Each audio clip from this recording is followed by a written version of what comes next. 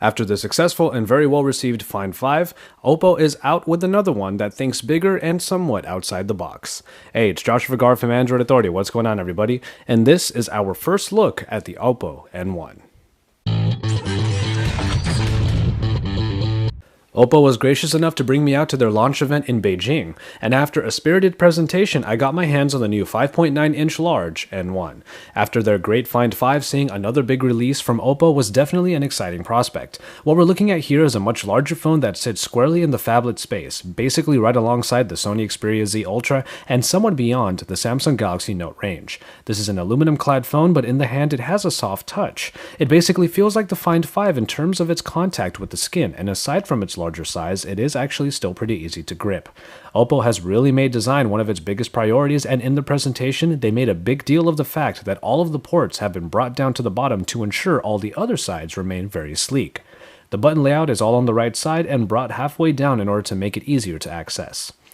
The bright IPS screen does its job well, bringing a very bright 1080p experience to this large screen that should please all of those media junkies out there. When you come down the back, you get the all-white background with the Oppo logo, but when you look closely, there is a small square area that has some etching on it. This is the O-Touch area, which is one of the N1's innovations. With the phone as big as this, navigation might be quite difficult, especially in one hand, and Oppo wanted to make life easier by putting a touch-sensitive area on the back that you can use your index finger on to navigate. Plenty of functions are available, like swiping among home screens, tapping to take pictures, and more should come as the SDK is made available to app developers. For now, it's a thoughtful but admittedly rather limited feature, but it should grow as time goes on.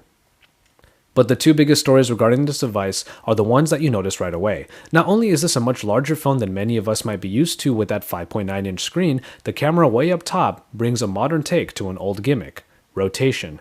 Yes, the speaker grille and the rear-facing camera have been put together into one movable unit, thus allowing you to have the rear-facing camera move forward to become your front-facing camera, with all angles in between possible for shooting as well. The camera has two flash diodes that work in congruence to get you either a softer or stronger light depending on your circumstances. So not only is the N1 doing away with subpar front-facing cameras by allowing you to use the rear camera, it is also opening up possibilities for you to capture pictures from many possible angles. Their advertisement showcasing this was nice, but it also served as an example of how creepy it might be to have this kind of freedom.